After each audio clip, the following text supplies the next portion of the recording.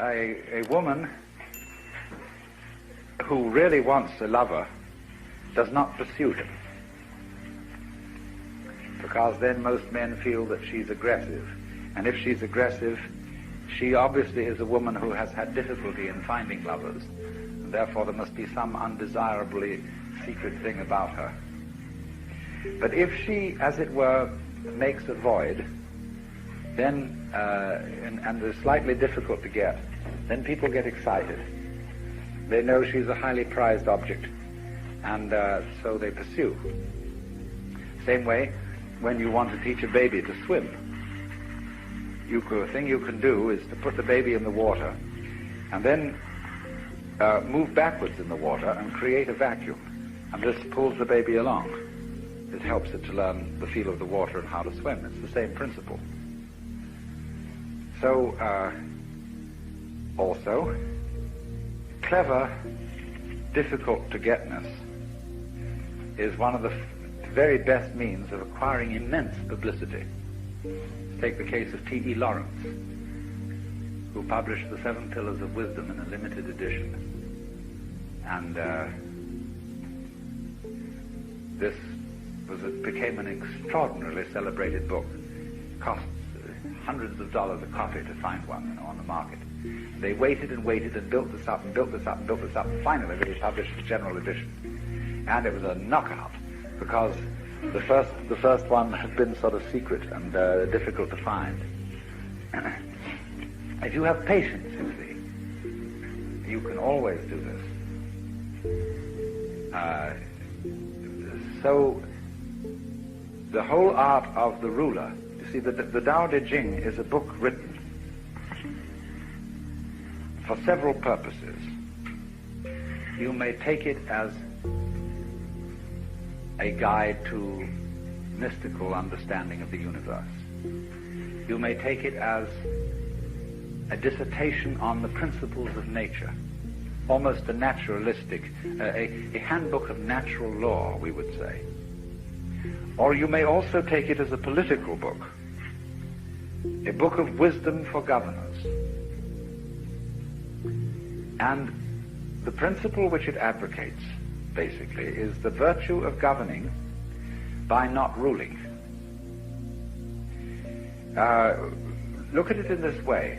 Supposing the President of the United States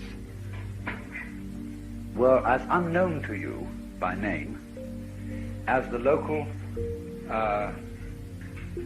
sanitary inspector, the man who looks after the drains and the sewage disposal and all that kind of thing. This is not a glamorous figure, you see.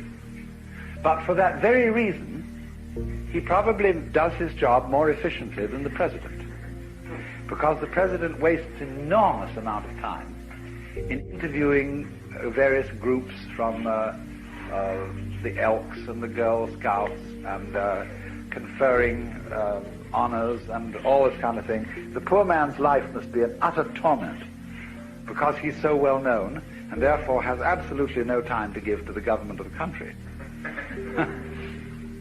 I mean, think of his mail and all the people who have to be employed sifting that out and assessing it, so that if he were someone quite anonymous and that we didn't have to think about him, he would be a very, very good ruler. In just the same way, for example, you don't have to attend, unless you're sick, to the government of your own body. It happens automatically. This is this expression, zirang, of itself, and it goes on day after day after day, and the better it is, the less you have to think about it. When you see well, you do not see your eyes. If there is something wrong with your eyes, you start seeing spots, and those spots are spots in your eyes. When you hear well, you'd never hear your ears. But when they start singing, you know, then you're starting to hear your ears, and your ears are getting in the way of their own hearing. So on the deepest level, a person as a whole can get in the way of his own existence by becoming too aware of himself. And then he lacks this quality, dearth. Now, the Taoists then propose that there be something to help people get back to Tao and to be able to be in a state of dearth, so that they wouldn't get in their own way. And this is connected with the idea of being empty. Emptiness, being somehow vacant, was the secret of the thing. The highest kind of knowledge is not know-how, but know-how, N-O-H-O-W. To be able to do it know-how, without any method. To achieve this, something is practiced which is called fasting the heart. The heart, in Chinese, is a word which doesn't mean heart in the physiological sense. You see, it's part of the De character. Shin. It's usually located about here, and it means heart-mind. It's equivalently translated as mind, and in all the Zen texts where the word mind is used, no mind, Mushin, it is this character. The psychic center. Now, the best kind of heart is absence of heart. In English, the word heartless has a very bad connotation, as does the word mindless. A heartless person is an inconsiderate, unfeeling person. A mindless person is an idiot. But a person who has Mushin, or no mind, or no heart in Chinese, is a very high order of person. It means that his psychic center doesn't get in its own way. It operates as if it wasn't there. Zhuangzi says that the highest form of man uses his Shin like a mirror. It grasps nothing. It refuses nothing. It receives but does not keep.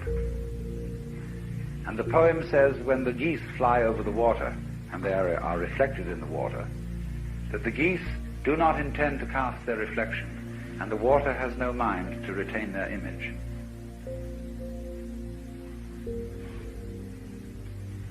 So, the whole thing is, you see, to operate in the world as if you were absent. Now, this is built into us physiologically, fundamentally. Let me ask you simply, what is the color of your head from the standpoint of your eyes? Your eyes don't see your head, do they? You look all around, and you see everything else, but your head you don't see. Do you feel that your head is black? No. Hasn't any color at all. Outside you see your field of vision is an oval, two eyes, and this creates sort of two centers of an ellipse. So there's this whole field of vision. Now experiment. What is beyond the field of vision? What color is it where you can't see? It isn't black. This is an important point. It's no color at all beyond there. And in this way you can get an idea of what is meant by that character that I discussed this morning, Xuan, which although it formally has the meaning of darkness, this one, although it formally has the meaning of darkness and the deep and the obscure, it actually refers to this kind of no color, which is the color of your head, so far as your eyes are concerned. Now, so in this sense, the invisibility of one's head, almost the not having of any head at all, is the secret of being alive. To be headless, you might say, to have no head, in just the sense I'm talking about, is our way of talking about the Chinese expression Mushin, no mind.